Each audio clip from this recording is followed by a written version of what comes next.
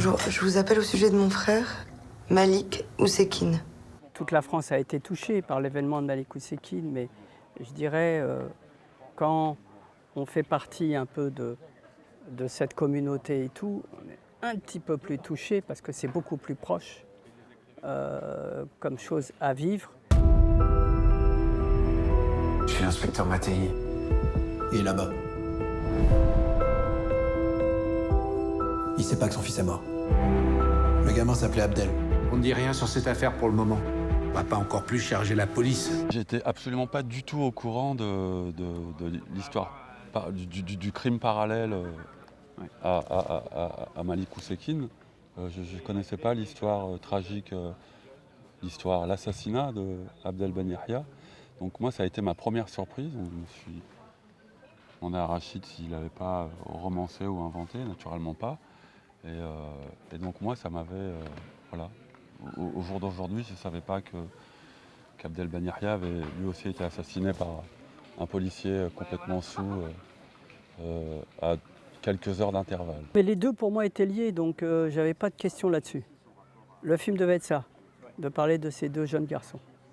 Donc je voulais aller dans la seconde, dans l'affaire du père dans le film de Abdel, avec quelque chose de plus nu, parce qu'il faut vivre une attendre 3 jours de savoir si l'enfant, le jeune Abdel était blessé dans un hôpital ou alors est-ce qu'il est...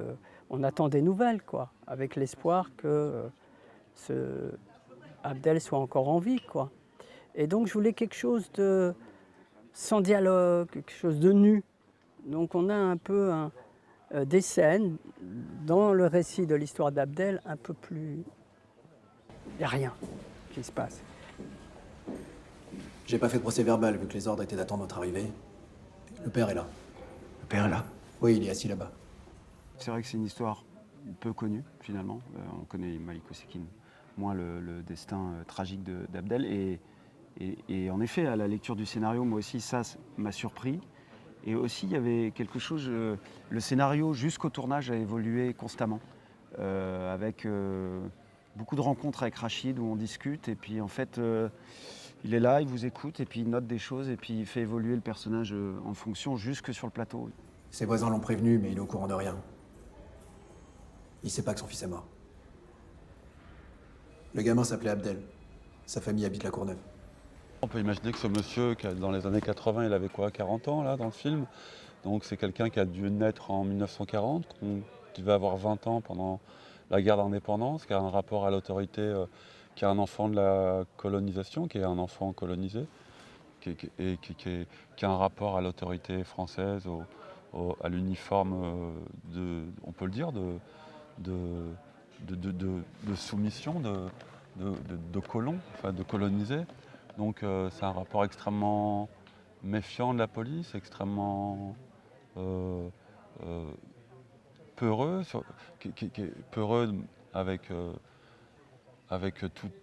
toute la dignité qu'il peut avoir. Bonsoir, monsieur.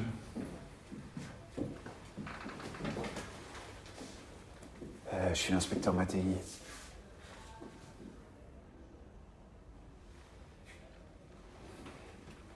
Bon, votre fils a été blessé dans une bagarre. Vous comprenez ce que je dis? Oui, j'ai compris, oui.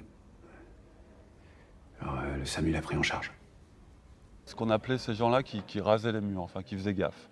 Ils faisaient gaffe, jusqu'à douter de la parole de son fils, qui dit que il a pas déconné le frère, qu'il a vraiment été, et du coup, qui a la parole de ce policier, qui lui raconte tout l'inverse, qui lui fait même la morale. Donc c'est un monsieur qui ne sait plus quoi penser, qui pressent l'annonce du drame arriver, parce qu'il sent qu'il n'a pas de nouvelles de son fils et il ne sait pas trop.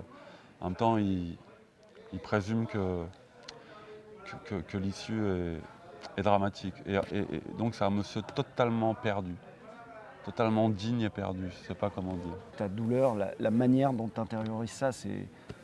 Enfin, je te le dis, mais c'est vrai, c'est fabuleux.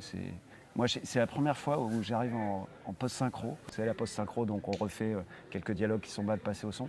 Et je vois une scène avec Samir, et je vous jure que je suis bouleversé. La scène où t'apprends. Bon, bref, dans le garage. Et c'est bouleversant. Et d'un coup, vous dites, ah ouais, il y avait tout ça sur ce plateau. On savait qu'il y avait une émotion particulière. Et là, vous la voyez concrétisée sur un écran qui n'est pas le mieux, avec la meilleure définition. Et vous vous dites, si l'émotion arrive à passer, bah voilà, c'est gagné, quoi. Qu'est-ce qu'il y a? Ne vous inquiétez pas, il est entre de bonnes mains. Mais vous pourrez pas le voir cette nuit. Pourquoi? Écoutez, monsieur, laissez-nous faire notre travail. On ne sait pas encore ce qui s'est passé, il y a une enquête qui est en cours, là. Votre fils est majeur, vous savez ça. Quand je le vois. On a deux familles qui sont différentes. Une habite en banlieue où je vivais, moi, très populaire, et une autre qui habitait dans une autre banlieue, mais dont la famille était dans je dirais, ils avaient fait des études, ils étaient plus armés pour se défendre. Dans le film et dans la réalité aussi, puisqu'ils ont été prêts à attaquer l'État, à faire les démarches, à ne pas être impressionnés par la police et tout. Donc il y avait ces deux parallèles bien différents. Celui qui est craintif de la police, qui est donc le père, qui sait que voilà, il vit dans la peur au quotidien. Et de l'autre côté, on a une famille qui est prête à se défendre et à obtenir une réponse et la justice surtout. Malik? Non, c'est Mohamed. Il est où, Malik? J'ai appelé la police, j'ai appelé ses copains, personne n'a vu. Personne ne sait rien. La police? Ouais. Pourquoi t'as appelé la police? Qu'est-ce qui se passe? Ça montre aussi la complexité d'une communauté finalement, pas d'une communauté, mais de cette génération d'enfants d'émigrés qui étaient là. Et donc il y a aussi pour chacun des différences. Et là, dans ces deux jeunes garçons, on peut tout d'un coup voir le personnage du frère de Malik, son frère aîné, jeune chef d'entreprise, dynamique. Voilà, c'était intéressant de sortir de ce qu'on avait de l'image de l'immigré cantonnier dans les rues de Paris, voilà, très effacé. Voilà. C'était unique, c'est vrai, il y avait peu de gens, mais il y avait. Ma تسمعش في la radio ou في la télévision, mais على باليش il a Malik, on est en train de le chercher là avec Sarah. بالك il est allé dormir عند صحابه. C'est pas par hasard qu'à l'époque, en 86, l'un s'appelle Malik, l'autre s'appelle Abdel, et que depuis les années 60, il y en a eu. Et il y en a eu après. شوفي معاه. الو ما ماتش، شكون اللي قال لك مات؟ سمعتي واش قال لك محمد؟ شو ماشي مات. Maman. Non. Maman. Si c'était vraiment Malik, كان جاو la police يخبروك، d'accord? C'est la procédure, c'est comme ça، خدمتهم. Donc لا تقعدي في الدار ما تخرجيش ومن بعد نعاود لك. وما تسمعيش الجيران. هيا خلاص. On n'a pas pu avoir des informations nous, dans nos enquêtes et tout, d'accéder aux dossiers et aux procès-verbaux des deux affaires. Mais je me suis dit forcément, la police des polices à Paris a dû s'occuper des deux affaires. Si ça remonte à la hiérarchie politique, forcément, qui va traiter de ça? Bon, bah, le bureau de la police des polices qui remonte au patron de la sécurité, à Pandro et à Pasqua, forcément. Donc, il y avait peut-être un policier, deux policiers. Mais je me suis contenté de mettre un policier qui se retrouve à gérer les deux affaires. On l'envoie là, il va là, on le renvoie là, il va là. Et puis il est chargé d'enquêter sur plutôt les victimes que le reste, quoi. Donc c'était plus simple pour moi de le raconter. Et puis j'avais pas d'éléments, mais je suis presque convaincu que ça a dû fonctionner comme ça. C'est votre fils aîné? Oui, c'est mon fils, oui.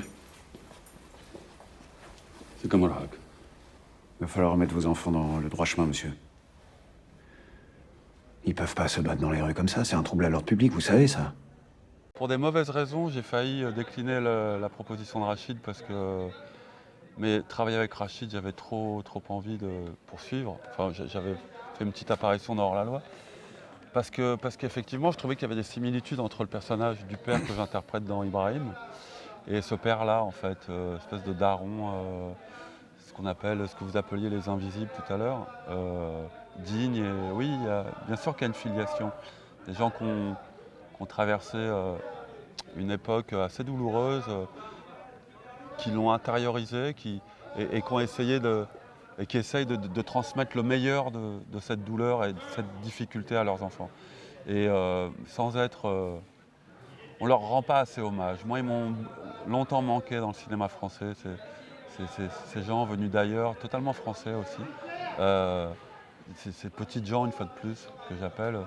Je suis très heureux de les incarner, de leur donner la matière qu'il faut, l'existence, pour qu'ils soient là. Mais je crois que je vais arrêter les darons. La police va rien nous dire. En savoir bientôt. Mais on va rien savoir. Plusieurs témoins mettent en cause le comportement de la police.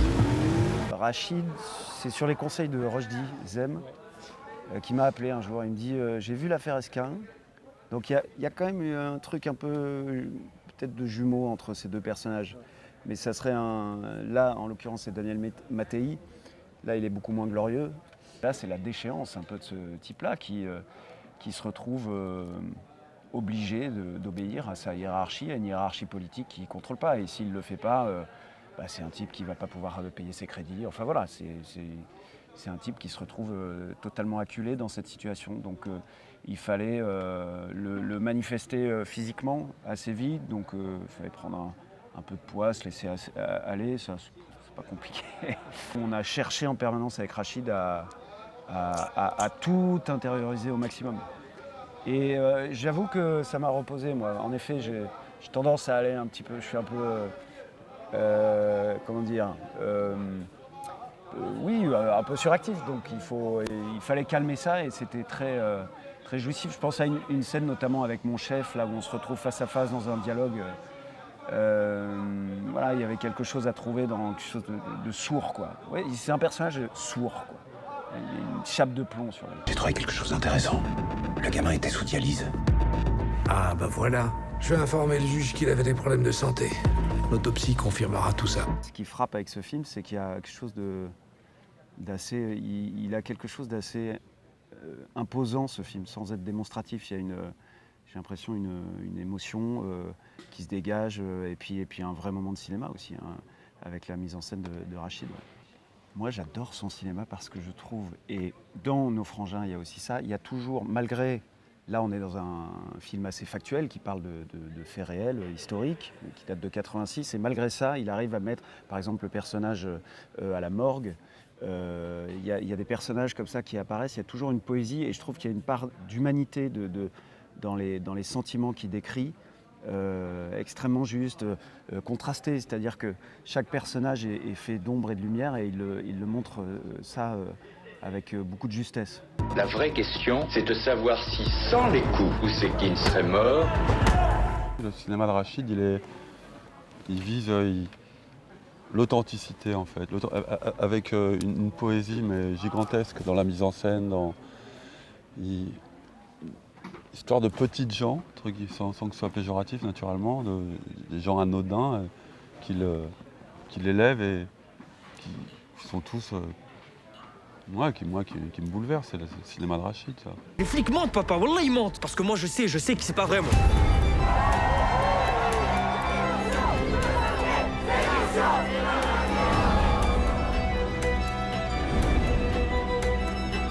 J'ai suivi les ordres. Je prends un avocat, on va vous attaquer! Rachid, c'était très marrant parce qu'il m'a sollicité et ensuite, quand on s'est vu, il m'a trouvé trop jeune en fait. Ah bon? Oui. Pour faire... En fait, c'était pas jeune, il fallait... Donc il y a eu un travail de maquillage, de transformation assez importante. Et surtout, on a travaillé sur... Enfin, on a travaillé. C'est toujours mystérieux comment on prépare un rôle, c'est toujours extrêmement particulier au metteur en scène. En tous les cas, il n'y a pas une manière commune à chaque fois que... Et avec Rachid, comme tu dis, ouais, on parlait, c'était très informel, on passait du temps à discuter et puis il notait. sais pas ce qu'il notait, mais il notait comme ça des choses. Et oui, on s'interrogeait, puis on se remémorait cette époque, ce sentiment de ce que pouvait être un jeune Français d'origine algérienne dans les années 80, par exemple. Ce rapport à l'autorité, à la police, comment ça résonne encore maintenant, comment on essaye de raconter ça sans être,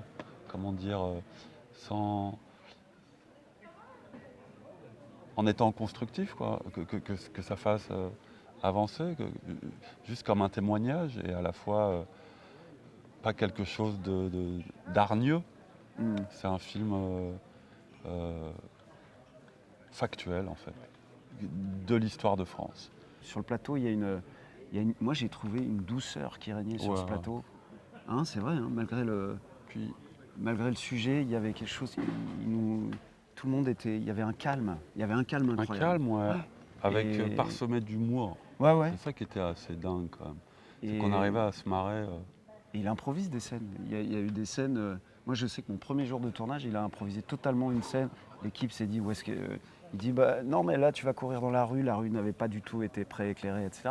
Donc, il s'adapte à la matière qu'il a devant les yeux. Donc, il a toujours ce regard humain dans le présent, quoi. Il ne plaque pas les choses. J'ai souvent fait des films où on est un peu comme pour l'histoire d'Abdel et de son père. Je ne sais pas si vous avez vu Little Sénégal, London River. Voilà, c'est un peu dans ça. Voilà, avec le personnage de Sotigui Kouyaté, avec pas grand-chose. Il va nous... Voilà, j'aime bien ce type de narration. Et donc, je voulais qu'avec Samir Ghesmi, on soit dans cette veine-là. Je parlais au commissaire. Mon unité, elle n'a rien à voir avec cette affaire. J'ai voulu apporter à cette famille en deuil le témoignage de la nation. Je savais que j'avais beaucoup d'archives, mais je ne savais pas comment les utiliser dans le film. Parce que c'est très difficile de pouvoir leur donner la place, mais je ne voulais pas qu'elles soient dans un poste de télé ou qu'elles soient un truc sonore. Je voulais vraiment qu'on voit les... Et je me suis dit, dans le film, il y a des personnages qui seront comme des acteurs, Pasqua, Chirac, qui avait deux, trois autres personnages d'hommes politiques. Je voulais qu'ils reviennent dans le film, comme Ousmane à la morgue et tout, les utiliser comme ça.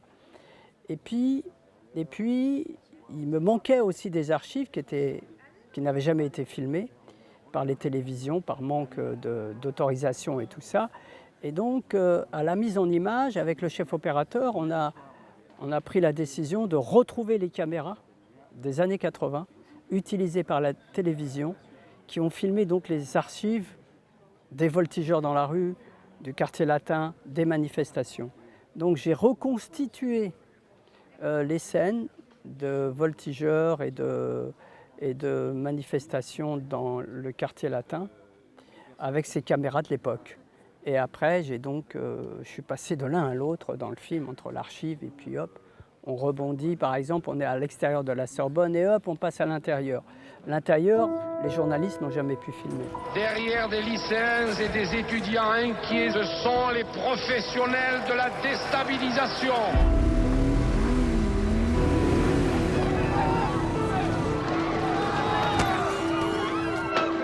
Moi, ça m'a bouleversé, cette chose-là. Et puis, c'est hyper virtuose de la part de Rachid dans la mise en scène. Par moments, je me demandais si c'était du documentaire, enfin de l'archive ou de la réalité. Non, il a brodé à l'intérieur. Ouais. Moi, ça m'a assez impressionné. Ouais. Je trouve que dans le film, ça rappelle aussi peut-être ces années-là, 86, une jeunesse aussi qui se soulève. Il y a tout ce vent de jeunesse qui traverse tout le film. Donc, en effet, avec des images d'archives, avec aussi des manifestations qui ont été refaites. Je pense à la chanson de Renaud à la fin qui est incroyable, qui est bouleversante. C'est toi qui me l'avais fait découvrir sur le tournage, je me souviens très bien parce que je n'avais pas compris que le titre était une référence à cette chanson.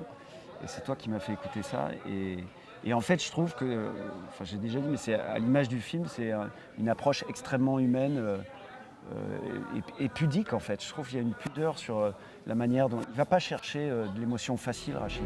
Monsieur et Madame Oussekine, Oui. votre frère est mort cette nuit. Pourquoi vous nous montrez derrière une ville? Ouvrez, monsieur le ce sujet, c'était quand même des millions de Français dans la rue pour dire « Ah non, stop !» Et c'est dégueulasse ce qui s'est passé. Donc, on les retrouve forcément dans notre métier. Ils sont forcément à des positions où ils peuvent financer des films. Ils sont là aussi.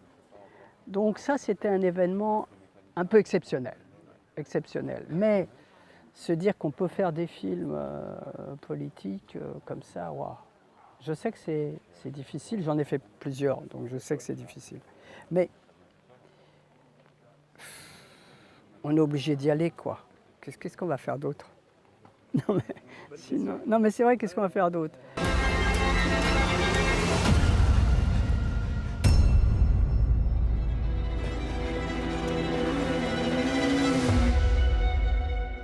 Moi, c'est difficile d'abandonner un sujet. J'ai jamais abandonné un film, jamais.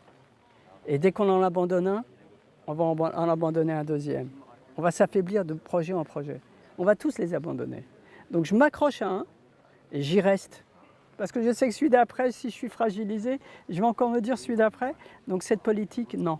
C'est tellement difficile qu'il faut être certain de pouvoir tenir et d'aller de l'avant et jamais douter. Parce que le doute, ça pénalise beaucoup.